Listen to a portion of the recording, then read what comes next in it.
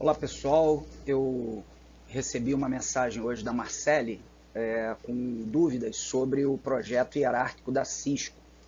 Então, como eu sempre entendo que a dúvida de um pode ser a dúvida dos outros colegas, achei melhor gravar aí esses 5, 10 minutinhos aí de bate-papo para a gente poder esclarecer isso, tá certo?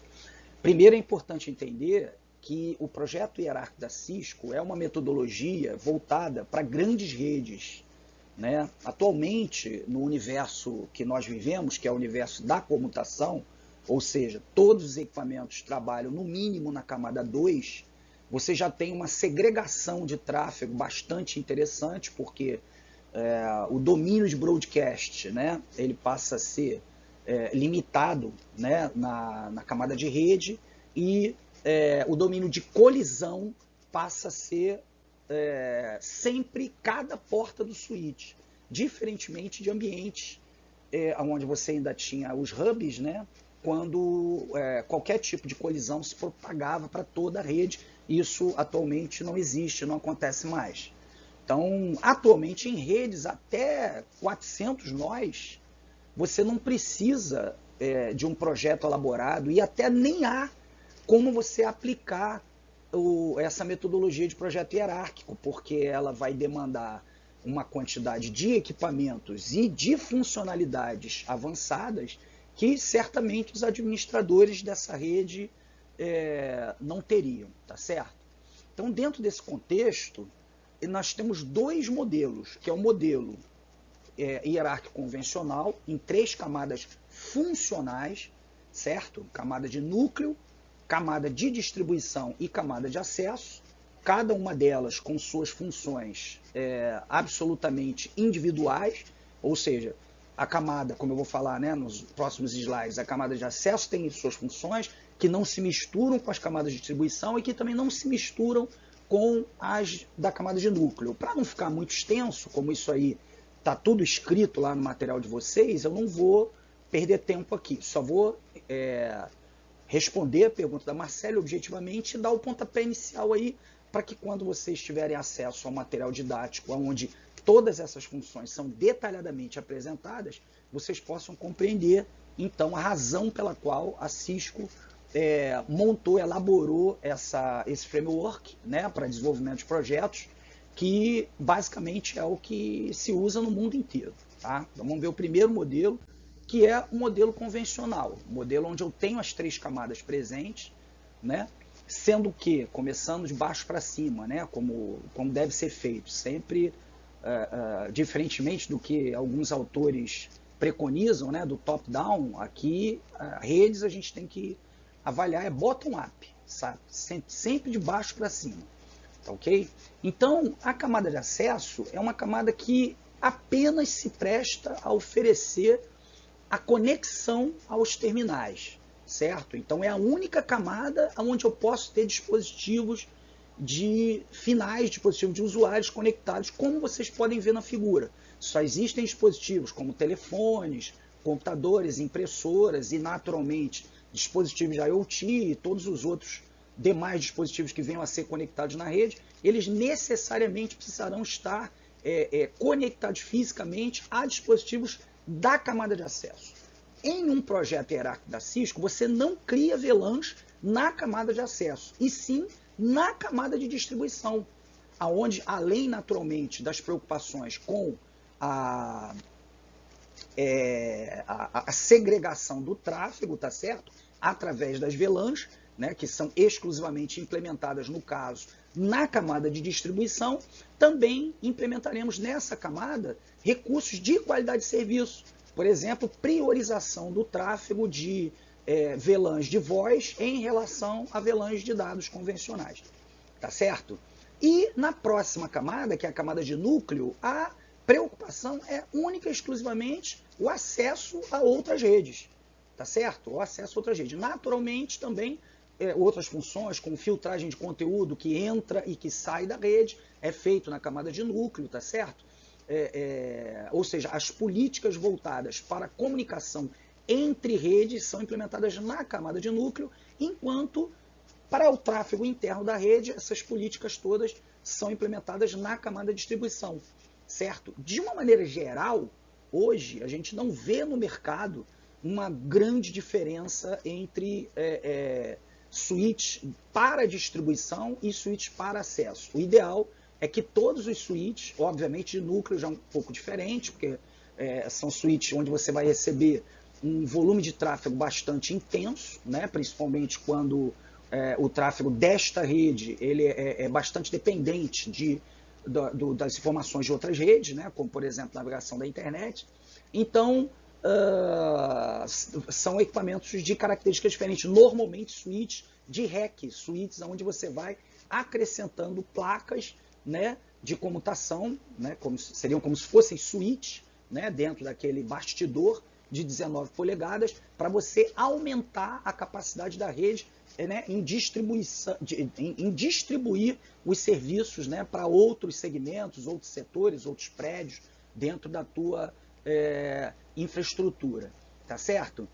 Deixa eu ver o que mais que eu posso me lembrar aqui também. Vocês podem observar, apesar dessa figura não estar bem, digamos, completa, né, no que diz respeito aos nossos interesses aqui, na camada de distribuição eu também ofereço redundâncias, né, para fins vamos dizer assim, eventuais contingências, né, para perda de acesso, rompimento de enlaces, né? Então eu posso colocar os meus switches de distribuição, por exemplo, conectados a mais de um switch de acesso, né? Claro, recíproca verdadeira, switch de acesso conectados a mais de um switch de distribuição, tá certo? Para poder oferecer essa redundância necessária a uma situação de contingenciamento. Bom, eu, sendo bastante honesto, na minha vida prática, né, as únicas oportunidades que eu tive de trabalhar com projetos assim foram projetos que já estavam implementados, como o caso da rede do metrô, que é uma rede muito grande, com uma quantidade aí de dezenas de milhares de nós, né, de pontos, e as outras redes, a rede que eu tive a oportunidade de projetar, que eu tive a oportunidade de desenvolver, elas foram implementadas adotando o próximo modelo, que eu vou mostrar agora mais adiante, que é a do backbone colapsado. Então, o que é o backbone colapsado? O backbone colapsado é uma arquitetura onde eu junto as funções, observem bem, de distribuição e de núcleo na camada de núcleo. Na verdade, seria uma camada de núcleo barra distribuição, porque, como eu falei, ela abraçaria esses dois tipos, né, de atividades que, em princípio, né, não estariam, digamos, as funções de distribuição não estariam na camada de núcleo e o inverso também não aconteceria. Então, naturalmente, o que acontece, né? Quando eu tenho uma rede onde eu quero hierarquizar, eu quero segmentar em VLANs, mas essa rede ela tem um número de nós reduzido, né? Como eu falei, algo em ordem de grandeza aí de 500 nós, né? Ou um pouco menos do que isso e tal. O projeto mais interessante é do backbone colapsado, onde eu vou usar equipamentos robustos, como os equipamentos de núcleo, mas esses equipamentos eles terão também a função não só da implementação das minhas VLANs, das minhas políticas também de priorização, né, de qualidade de serviço para os dispositivos que estão na camada de acesso, certo? E todas as outras funções que já pertencem normalmente à camada de núcleo. Tá ok? Bom, agora objetivamente com relação a uma pergunta que a Marcele fez, né? Não há uma diferença entre switch de distribuição e switch de núcleo em relação a mercado, tá? O que você encontra são switches gerenciáveis ou não gerenciáveis. Qual é a diferença entre eles? Um switch não gerenciável, eu não tenho uma interface para poder acessar ele e fazer configurações, fazer personalizações, customizações, tá certo? E muito menos implementar um monitoramento através do SNMP. Então, de uma maneira geral, na prática, os switches que são usados na camada de distribuição e na camada de acesso são fisicamente semelhantes, tá certo? Fisicamente semelhantes. O que vai mudar, talvez, é que, normalmente, os switches da camada de acesso, eles têm mais portas do que os da camada de distribuição.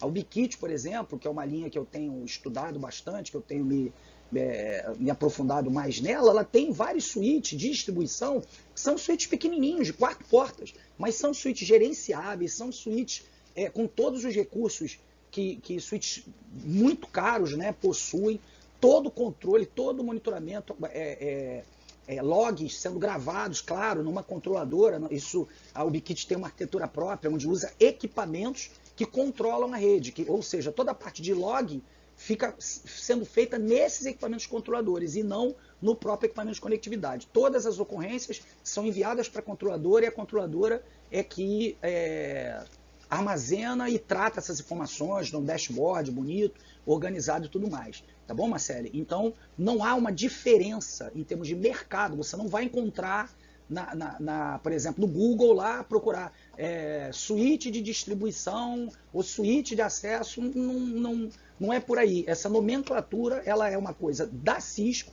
é uma coisa proprietária da Cisco, mas que foi adotada por profissionais de rede do mundo inteiro, tá certo? E realmente o framework do projeto hierárquico da Cisco, ele conduz a projetos onde você tem uma otimização do fluxo de tráfego bastante grande, você tem uma redução do tráfego de broadcast, principalmente por conta das obrigatórias VLANs, tá certo? Em qualquer projeto de rede que você faz com um número de estações aí acima de 150 estações, 300 estações, você inevitavelmente vai usar as VLANs, porque as VLANs, elas não são usadas para melhoria do tráfego, e sim para implementar uma segregação administrativa no tráfego. Ou seja, fazer com que o tráfego, por exemplo, do setor de contabilidade, fique confinado ao setor de contabilidade. E apenas saiam desse setor mensagens que estão sendo direcionadas pontualmente, objetivamente, para dispositivos de outras subredes, de outras VLANs. Como, por exemplo, na área de recursos humanos, né, da área da diretoria, né, ou coisa parecida.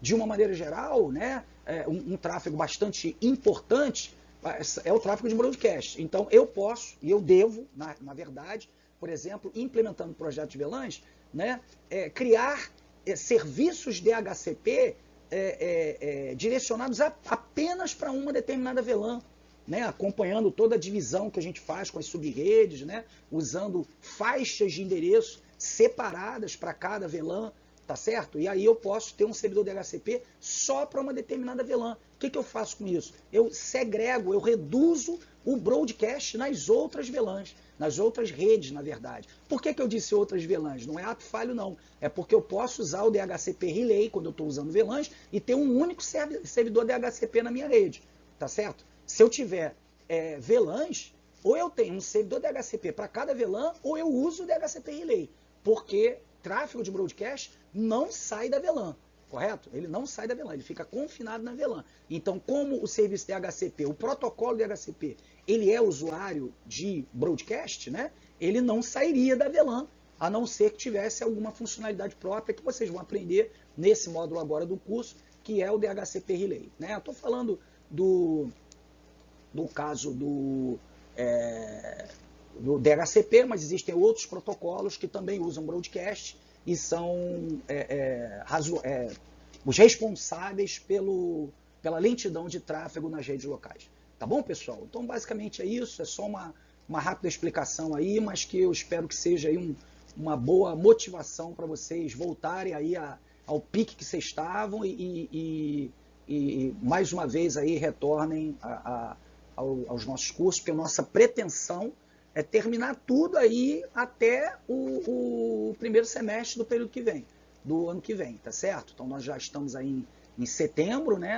Estamos praticamente começando o módulo 2 agora, então é importante que vocês corram um pouquinho atrás, porque esse módulo 2 já termina agora no final do ano, né? Outubro, novembro, dezembro, temos 3 meses aí para fechar esse módulo, tá bom? Aí iniciar o terceiro e finalizar ele até o final do semestre do ano que vem. Tá bom, pessoal? Grande abraço aí e até a próxima.